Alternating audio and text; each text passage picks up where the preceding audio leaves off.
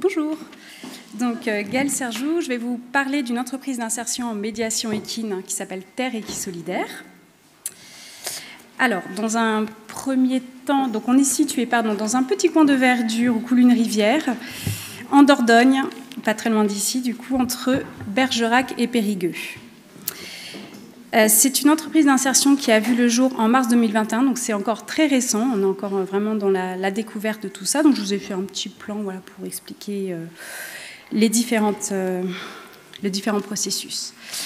Donc cette entreprise d'insertion a vraiment vu le jour suite au Covid et tout ce qui a entraîné dans un plan de relance en fait, de l'économie, parce que l'État s'est bien aperçu qu'à un moment donné, cette période a été très délétère pour les personnes les plus entravées ou les plus précaires. Donc Terre Équisolidaire a pu demander certaines subventions qui ont eu lieu. Donc on a pu avoir des subventions pour 2 années.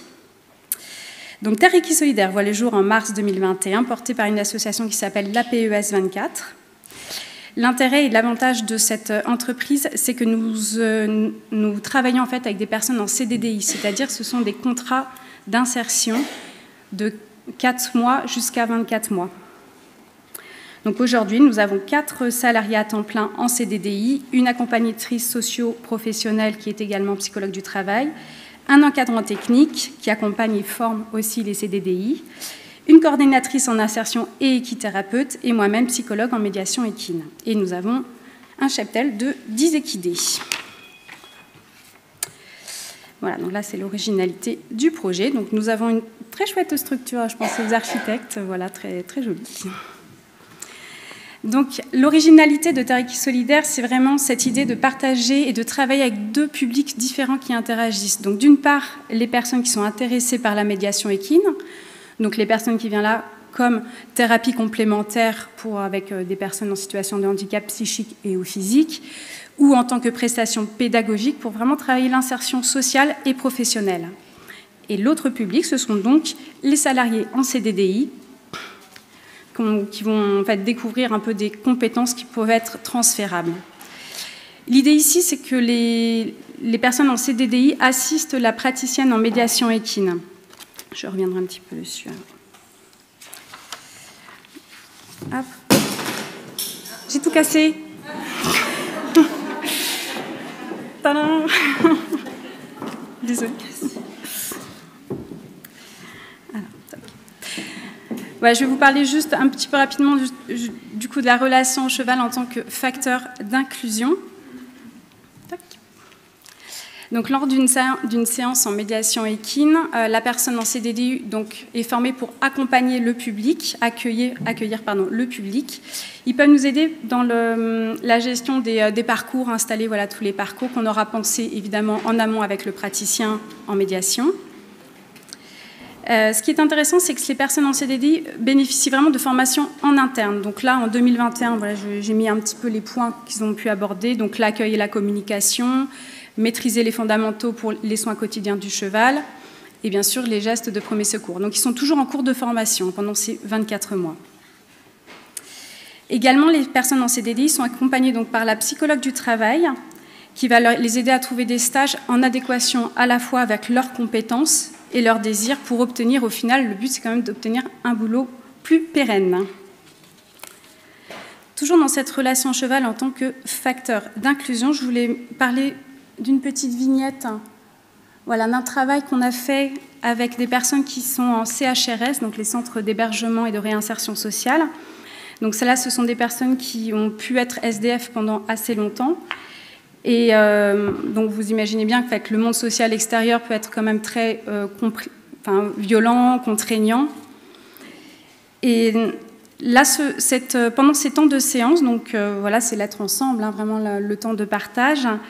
Et là, la personne qui est en CDDI avec moi, je suis en train de lui transmettre, d'affiner en fait les perceptions de ce qui peut se passer dans un groupe, le groupe d'humains, mais bien évidemment pour apprendre à percevoir l'état émotionnel des équidés, des poneys en l'occurrence. Ensuite, on débriefie, puis voilà, c'est ça aussi toute cette richesse, parce qu'il peut observer des choses que moi sont passées au-dessus de la tête, évidemment. Les premiers résultats et perspectives à venir. Ah, pardon, je prendre une petite note. Alors, comme je vous ai dit, hein, c'est très récent. Donc là, les chiffres que je vous donne, c'est entre janvier et mai 2022.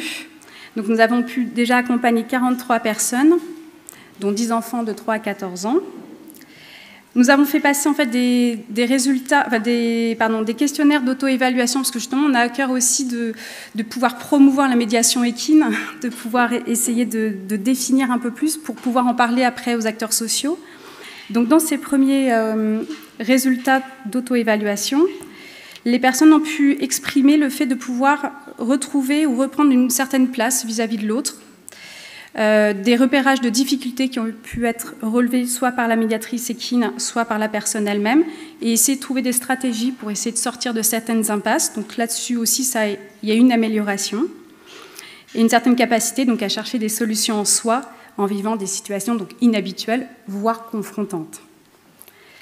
Pour le travail avec les personnes en CDDI, donc comme je vous ai expliqué, donc les personnes en CDDI sont en formation un peu continue hein, et passent aussi des stages en extérieur. Là, ils vont passer certaines formations pour obtenir un certificat de compétences ouvriers du paysage. Donc, c'est évidemment pas moi parce que c'est pas du tout mon domaine, mais c'est l'encadrant technique qui va les former avec certaines unités. Au niveau des personnes en CDDI, à ce jour, une personne en CDDI n'a pas renouvelé son contrat parce qu'elle a trouvé une formation en menuiserie. Un salarié en CDDI est en attente d'un poste dans une entreprise de remorque. Une salariée en CDDI valide sa L3 de psychologie à distance et reste en poste.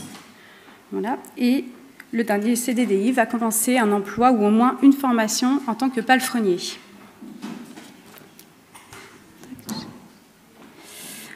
Alors, je ne sais pas comment on fait.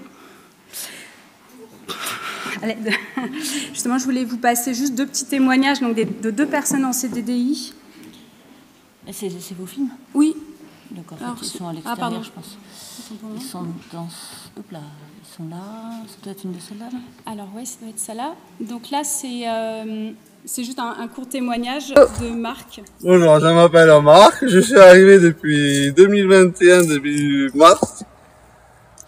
Sachant quand je suis arrivé, il n'y avait pas d'outils, il n'y avait rien. Ça a permis à mon expérience que j'avais privée, on va dire. Je le vois, moi.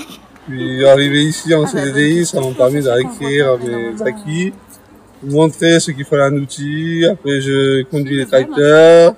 J'ai pas mal d'expérience dans ça aussi, dans pas mal de domaines. Et du coup, ça m'a permis de pas mal avancer sur le site, donner des conseils, faire des reconnaissances en même temps, enfin plein de choses.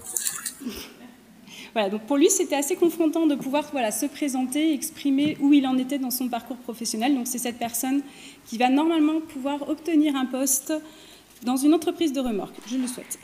Et la deuxième vidéo... Oh, je lance la deuxième là. Oui. Donc c'est Célia. Go. Bonjour, moi c'est Célia. J'ai été recrutée en CDDI le 1er juillet 2021. J'ai voulu intégrer l'entreprise justement parce que c'est la médiation équine qui m'intéressait. Et je voulais le mettre en parallèle de mes études, à savoir une licence de psychologie.